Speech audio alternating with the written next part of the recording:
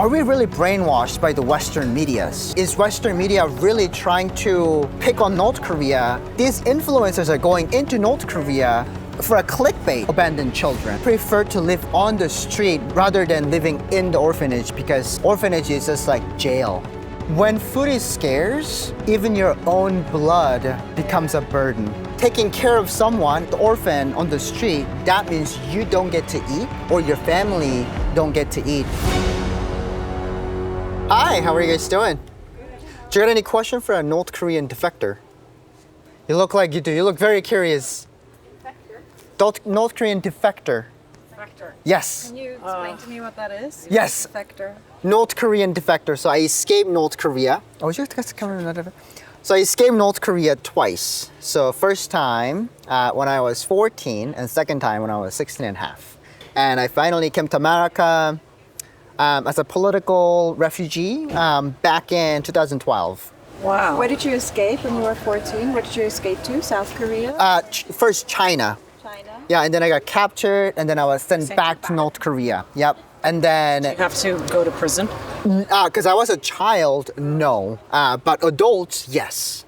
Because I was a child, I just served in this North Korean defectors detention center for about 9 months. And then I was released because I was malnourished, I could not work anymore. So they were like, if you want to die, just go die at your own home. They sent me back, yeah. So, Do you still have family there? I don't have my immediate family. So my mom passed when I was 11 from starvation. And Did you flee with her the first no, time? no. So He fled when he was 14. yeah, Oh, yeah, by yeah, myself, sorry. yeah. And then when I was 16 and a half, I escaped North Korea again. Yeah. Did you flee by yourself? I did both times. Well, Both first time, my dad arranged a broker who was able to help me to come to China, right? So there's a smuggler who told me like, oh, if you were to go that route, the river is really low, you know, the water is shallow and things like that. So I followed him, but second time by myself, yeah. So my first time, my dad was on the other side of China waiting for me with a taxi cab. Your dad is already in China. He was, yeah. So he's Chinese. Okay. And then my mom is a North Korean. Okay. So I was born in North Korea, but my dad was also born in North Korea. But our grandfather, his dad, was a Chinese soldier. So at the time, North Korea gave like a special treatment to the Chinese soldiers who came out to fight the war. So their descendants became Chinese in North Korea. So they could have passports and Chinese green card and then North Korean citizenship. So they could leave anytime they want. That didn't get over to your... Yeah, because I was born out of wedlock. So my dad cheated on his first wife and had me. And then he didn't report me to the authorities.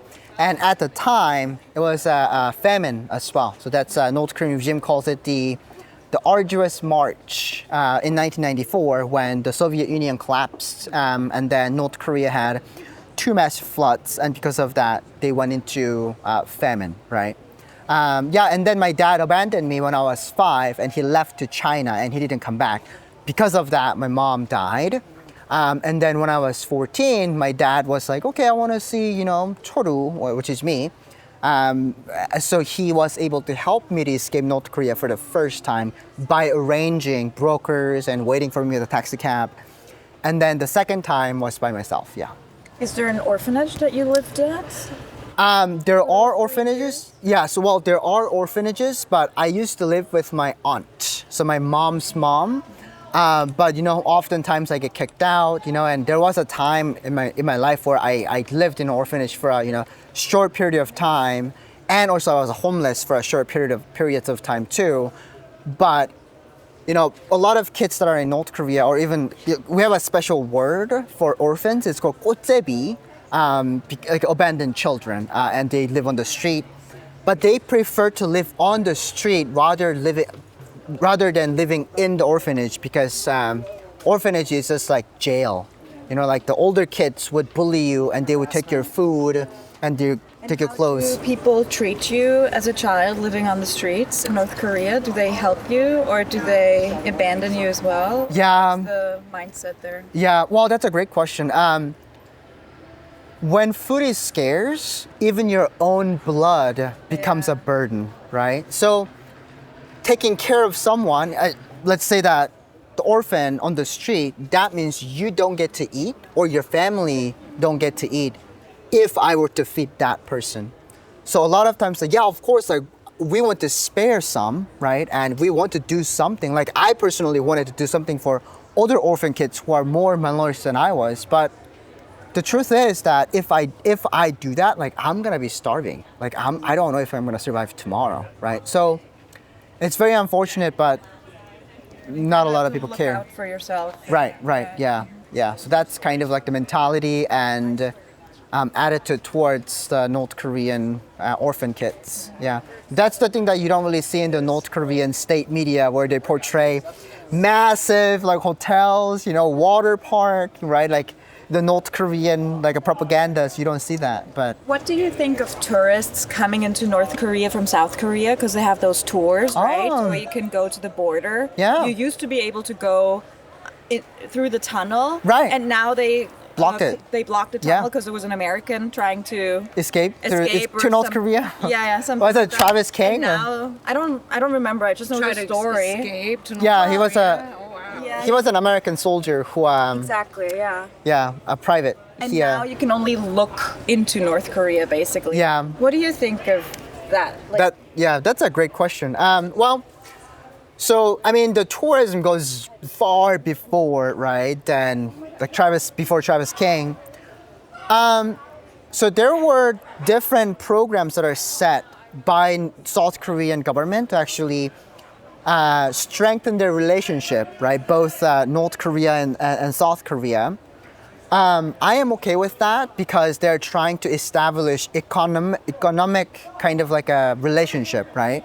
That's why there's a lot of like, even like South Korean students, South Korean people were visited North Korea massively in buses, right? What I don't like though is that when people think about North Korea, they usually think of nuclear warheads, authoritarianism, and the heartless dictator. I'm making contents because I want everybody to think of North Korean people. They are ordinary people who don't know how much better life could be.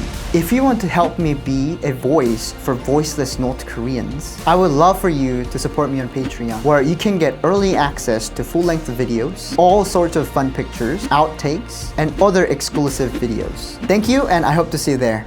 What I don't like though is that from UK, different countries, influencers bringing cameras into North Korea and saying that it ain't that bad.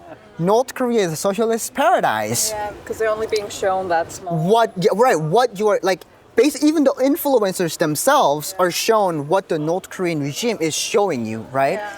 And their followers are only seeing what the influencer is seeing. So that changes the perspective of North Korea and say, are we really brainwashed by the Western medias, right?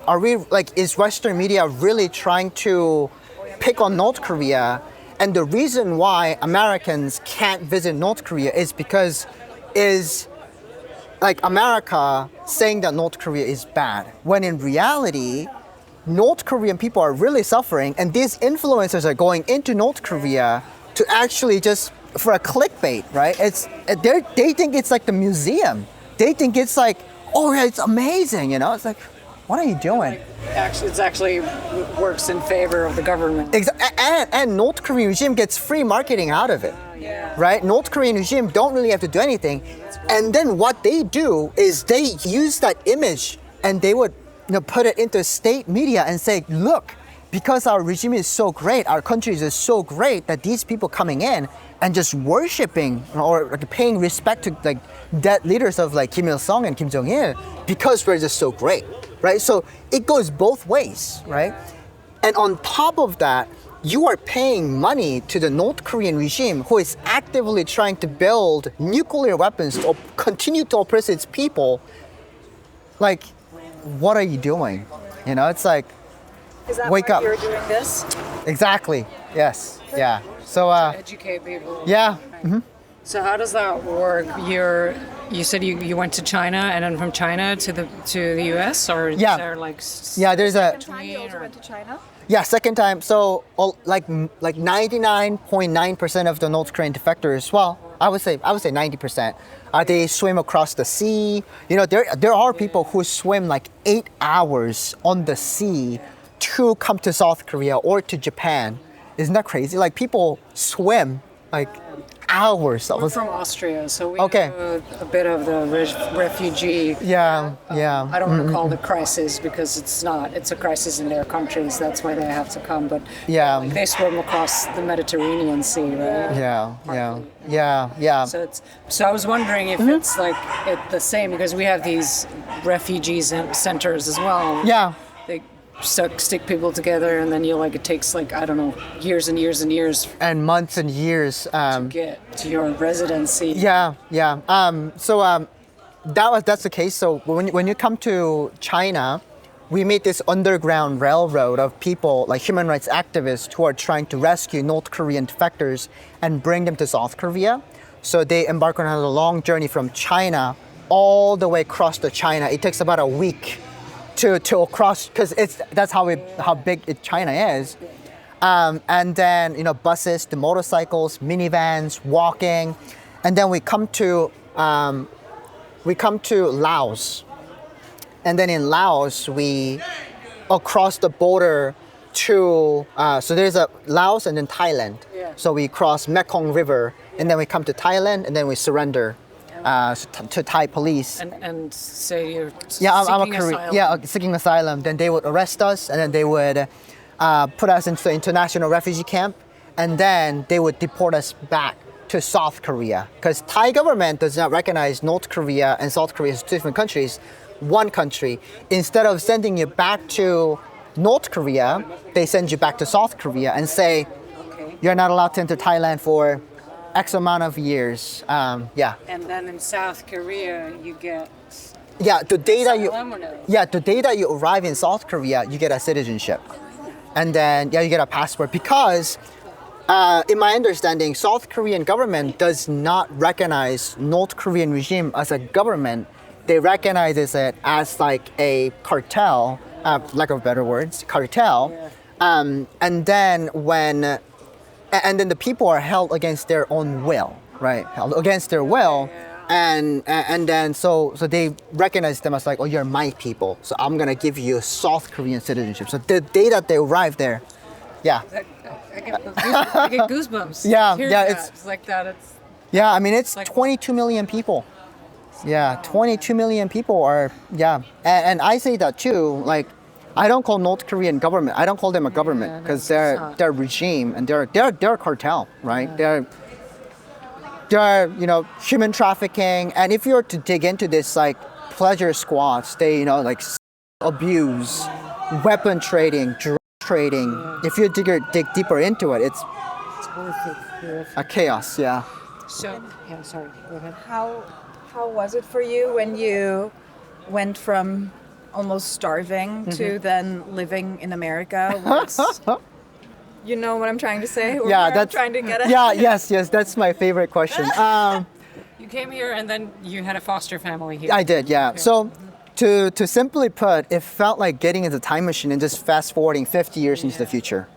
Because I grew up with black and white TV. I mean, again, right, literally starving. And, there are many days when I was in the detention center, I picked out a rice out of a dry vomit because I was just so hungry, right? And we lived on a 50 kernels of corn per meal diet because the North Korean regime was trying to punish us and told us that this is what's going to happen when you escape North Korea, right?